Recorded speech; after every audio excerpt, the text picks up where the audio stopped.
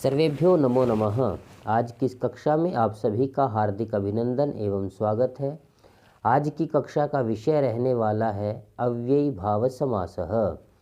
अस्य समासस्य का विशेषता अस्ति जानीमः। पूर्व पदम अव्ययम भवति, अर्थात पूर्व जो पद होता है वह अव्यय पद होता है। प्रिय विद्यार्थियों, समास के अंतर्गत दो पद होते हैं, पूर्व पद और उत्तर पद। तो पूर्व पद यानी कि पहला पद जो होता है वो अव्ययी भाव समास में अव्यय होना चाहिए। पूर्व पदम प्रधानम अस्ति, और पूर्व पद की ही प्रधानता इसमें होती है। समस्त पदम नपुंसक लिंगे एक वचने भवति, और जब इस समास के अंतर्गत समस्त पद बनाया जाएगा, दो या दो से अधिक पदों को मिला करके जब एक पद बनाया जाएगा तो वो सदैव नपुंसक लिंग एक वचन में होगा। प्रिय विद्यार्थियों, यदि आप चैनल पर पहली बार आए हैं तो संस्कृत के ज्ञान हेतु आप चैनल को सब्सक्राइब कर सकते हैं। आइए देखते हैं अव्ययी भाव समास। यहाँ पर अव्ययपदानि इत्यर्थे उप, और उप इति अव्ययपदस्य अर्थम अस्ति समीपम, और उप अव्यय के योग में जो विभक्ति का प्रयोग होगा वो होगी षष्ठी विभक्ति। उदाहरणानि, अब इसके उदाहरण को करने का प्रयास करते हैं। मान लीजिए कि परीक्षा में आपके पास आया है उपरामम। अब आपके पास चार विकल्प जो आने वाले हैं उसमें से एक विकल्प यह भी होने वाला है जो कि सही विकल्प होगा, लेकिन ये बनेगा कैसे इसको जानने का प्रयास करते हैं। यहाँ पर लिखा हुआ है उपरामम, यानी एक उप है जो अव्यय पद है और दूसरा रामम जो कि संज्ञा पद है। तो उप का अर्थ होता है समीपम, तो हम उप के अर्थ को अंत में लिखेंगे जा करके समीपम। और यह रामम जो कि एक संज्ञा पद है, इसमें जो उपरामम का म है यह तो नपुंसक लिंग एक वचन के कारण है। अब अपना मूल शब्द है राम, क्योंकि राम अकारांत शब्द है, पुल्लिंग शब्द है, और उप के योग में षष्ठी विभक्ति का प्रयोग किया जाना है। तो हम राम शब्द की षष्ठी विभक्ति का प्रयोग करेंगे। तो राम शब्द की षष्ठी विभक्ति का एक वचन होगा रामस्य। तो इस प्रकार हमारा विग्रह बना रामस्य समीपम। जब अव्यय का प्रयोग करते हैं प्रिय विद्यार्थियों, तब उसको पहले लिखते हैं और संज्ञा पद को बाद में लिखते हैं, लेकिन जब उसका विग्रह करते हैं तो संज्ञा पद को विभक्ति के साथ पहले लिखते हैं और अव्यय पद के अर्थ को बाद में लिखते हैं। आइए दूसरा उदाहरण करने का प्रयास करते हैं। कृष्णस्य समीपम। अब परीक्षा में आया है कृष्णस्य समीपम। तो कृष्णस्य में जो स्य है यह षष्ठी विभक्ति के कारण है, तो हम इसको यहाँ से हटाएंगे तो अपना शब्द बचेगा कृष्ण। और समीपम, समीपम का अर्थ होता है उप, तो समीपम के स्थान पर लिखेंगे हम उप।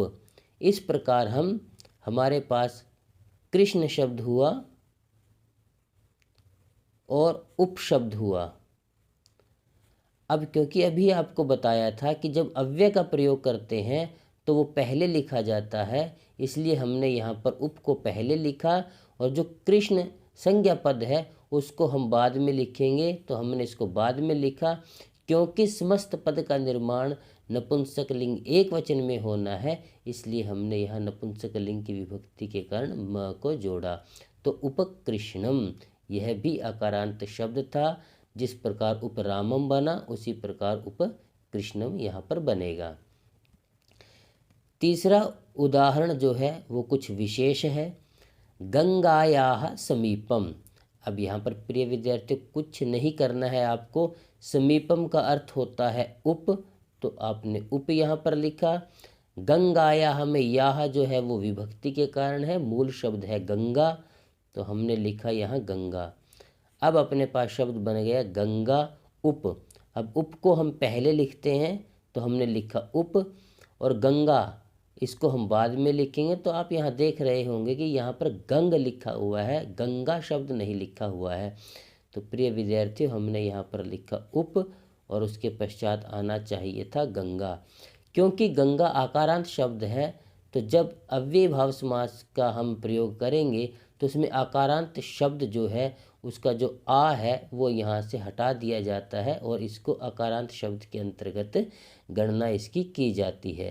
तो जिस प्रकार ये अकारांत शब्द बन जाएगा तो उपकृष्णम और उपरामम की तरह इसमें भी नपुंसकलिंग एक वचन का म जो है आकर के जुड़ जाएगा, तो शब्द बनेगा उपगंगम।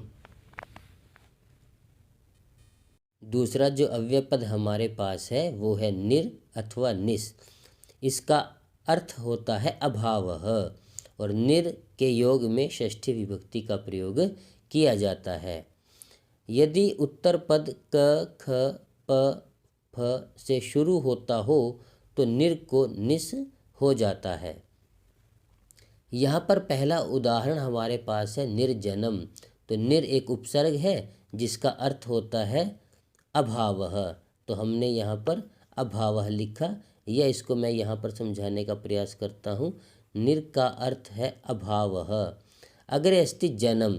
जन्म इत्यर्थे म जो है वो नपुंसकलिंग एक वचन के कारण यहाँ पर लिखा हुआ है, मूल शब्द है जन।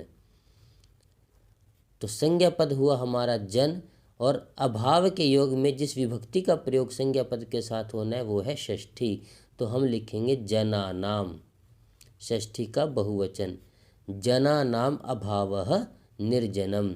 क्योंकि अव्यय पद तो पहले लिखा जाता है और संज्ञा पद बाद में लिखा जाता है, लेकिन जब हम उसका समस्त पद का विग्रह करेंगे तो अव्यय पद का जो अर्थ होगा वो बाद में लिखा जाएगा और जो संज्ञा पद होगा विभक्ति के साथ वो पहले लिखा जाएगा।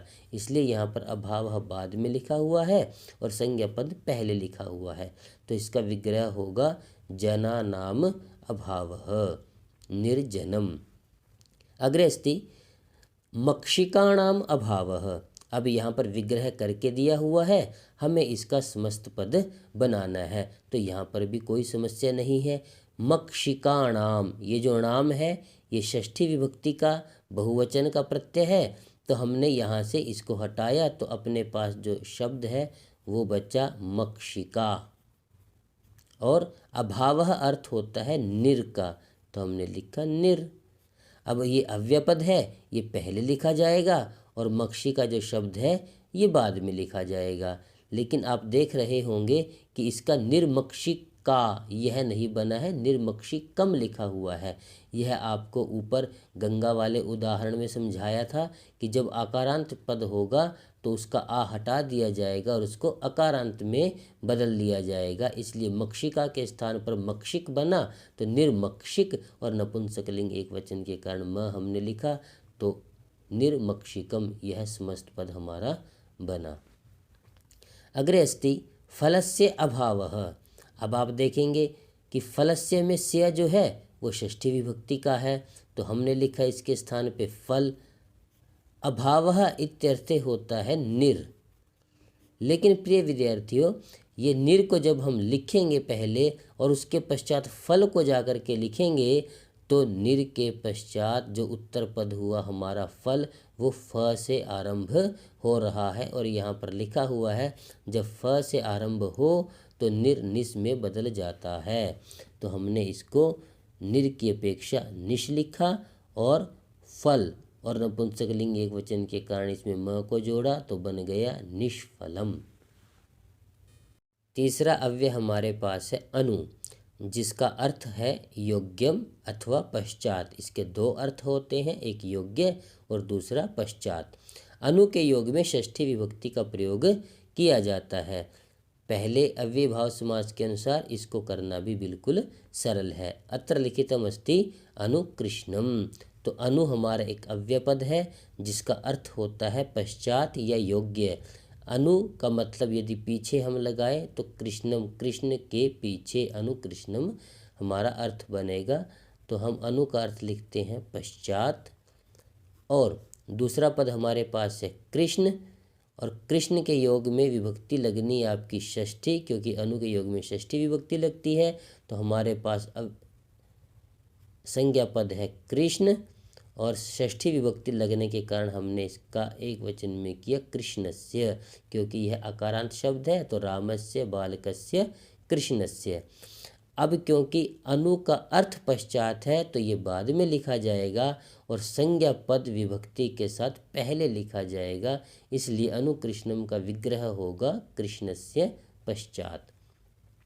अग्रे अस्ति कार्यस्य पश्चात। अब विग्रह पहले दिया गया है, हमें उसका समस्त पद बनाना है। तो कार्यस्य में स्य जो है वो विभक्ति का है, तो अपने पास यहाँ पर मूल शब्द है कार्य, और पश्चात का अर्थ अनु होता है, तो हमने लिखा अनु। अब अनु एक अव्यय है, इसको पहले लिखा जाएगा। कार्य एक संज्ञा पद है, इसको बाद में लिखा जाएगा। और समस्त पद का निर्माण नपुंसकलिंग एक वचन में होना है, और कार्य शब्द भी अकारांत है, इसीलिए उपरामम उपकृष्णम और की तरह यहाँ पर अनुकार्यम और अनुकृष्णम, ये सब नपुंसकलिंग एक वचन में बनने वाले पद हैं। अग्रे अस्ति प्रति। प्रति का अर्थ होता है विप्सा इत्यर्थे दोहराना, किसी बात को दो बार कहना। प्रति के योग में द्वितीया और सप्तमी विभक्ति का प्रयोग किया जाता है। उदाहरण के लिए प्रतिदिनम। अब ये हमारा प्रति हुआ, इसका अर्थ है जो संज्ञा पद है उसको दो बार लिखा जाए। दिनम, दिनम में जो दिन है वो हमारा संज्ञा पद है, और जो म है वो नपुंसकलिंग एक वचन के कारण यहाँ पर लिखा हुआ है। तो हम लिखेंगे दिनम दिनम प्रति। अब आप देख रहे होंगे यहाँ मूल शब्द दिन था, हमने यहाँ दिनम लिखा। क्यों लिखा? क्योंकि प्रति के योग में द्वितीय विभक्ति का प्रयोग होता है। तो दिनम दिनम, और प्रति का अर्थ विप्सा नहीं लिखना है, प्रति का प्रयोग प्रति में ही किया जाएगा। तो दिनम दिनम प्रति। प्रति की अपेक्षा इति शब्द का भी प्रयोग कर सकते हैं, इसलिए यहाँ यह भी लिख करके दिखाया गया है दिनम दिनम इति। तो दिनम दिनम प्रति यह भी उचित है, और दिनम दिनम इति यह भी उचित है। अग्रे अस्ति कार्ये कार्ये इति। अब देखिए कार्य में सप्तमी विभक्ति का प्रयोग हुआ है, और यहाँ पर यह निर्देशित है कि द्वितीय भी प्रयोग में लाई जा सकती है और सप्तमी विभक्ति का प्रयोग भी हो सकता है। अब यहाँ पर आपको कार्ये कार्ये इति यह विग्रह दिया हुआ है, आपको समस्त पद का निर्माण करना है। तो कार्य में जो ये है, ये ए सप्तमी विभक्ति के कारण है, जैसे राम से रामे होता है उसी प्रकार कार्य से कार्य। तो अपने पास मूल शब्द है यहाँ पर कार्य, और ये दो बार लिखा हुआ है, इसको हमें दो बार नहीं लिखना है। विग्रह के समय दो बार लिखना है, समस्त पद बनाते समय इसको एक ही बार लिखना है। और इति यहाँ पर रिप्रेजेंट करता है प्रति को।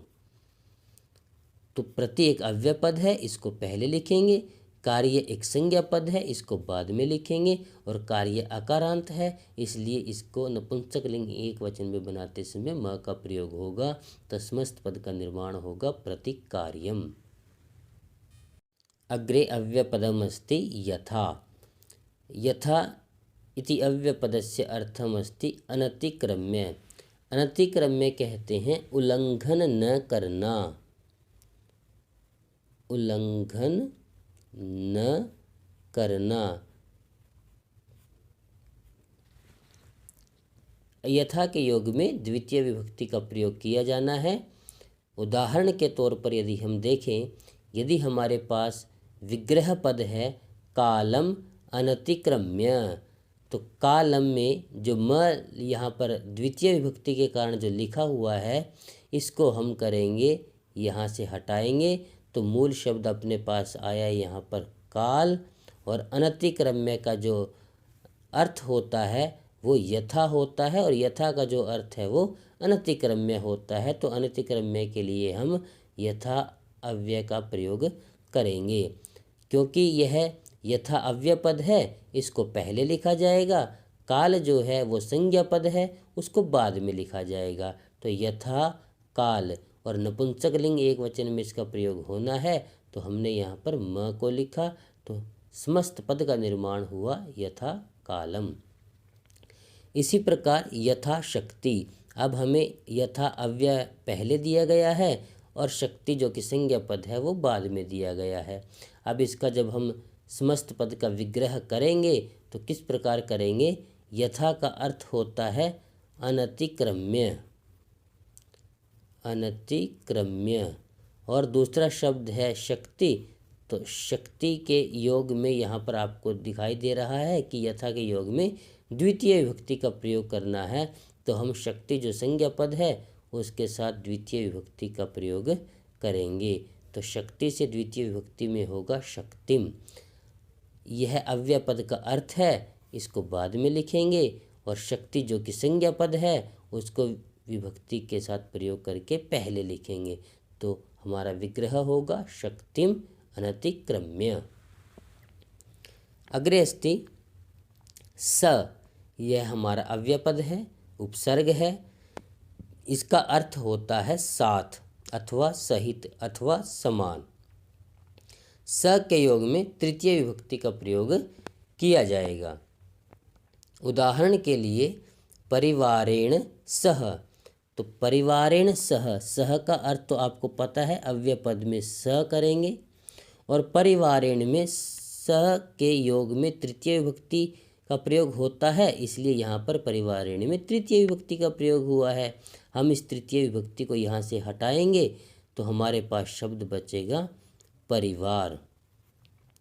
जो मैं यह बार बार कह रहा हूँ कि यहाँ से इस विभक्ति को हटाएंगे। प्रिय विद्यार्थियों, आशा है कि आप शब्द रूपों का ज्ञान रखते होंगे। जैसे राम से तृतीय विभक्ति में रामेण होगा, उसी प्रकार परिवार से तृतीय विभक्ति में परिवारेण होगा। इसलिए हम इस विभक्ति पद को यहाँ से हटाएंगे तो अपने पास शब्द होगा परिवार। अब देखिए परिवार और स क्योंकि अव्यय पद है इसको हमने पहले लिखा, परिवार क्योंकि संज्ञा पद है इसको हमने बाद में लिखा, और परिवार अकारांत शब्द हुआ तो अन्य समास के अनुसार, जैसे हमने यहाँ पर यथा कालम किया था, ऊपर उपगंगम किया था, उपकृष्णम किया था, उपरामम किया था, उसी प्रकार यहाँ पर म का प्रयोग करेंगे और मिला करके लिखेंगे तो समस्त पद बनेगा सपरिवारम। अग्रे अस्ति सकृष्णम। अब समस्त पद पहले दिया हुआ है, इसका विग्रह हमें करना है। तो स यह अव्यय पद है, इसका अर्थ होता है सह। परीक्षा में सह इसका अर्थ आ सकता है, सहित भी आ सकता है और समान भी आ सकता है। अग्रे अस्ति कृष्णम, तो कृष्णम में ये अव्यय पद के कारण, अव्यय भाव समास के कारण यहाँ पर म लिखा हुआ है, अपने पास शब्द है कृष्ण, और सह के योग में तृतीय विभक्ति का प्रयोग होता है, तो हमने यहाँ पर कृष्णेन इस प्रकार लिखा। अब क्योंकि यह अव्यय पद का अर्थ है, इसको बाद में लिखा जाएगा और संज्ञा पद को विभक्ति के साथ पहले लिखा जाएगा, तो हमारा विग्रह होगा कृष्णेन सह। आशा है कि आप इस छोटी सी प्रक्रिया के माध्यम से अव्यय भाव समास की विषय में जान गए होंगे। धन्यवाद।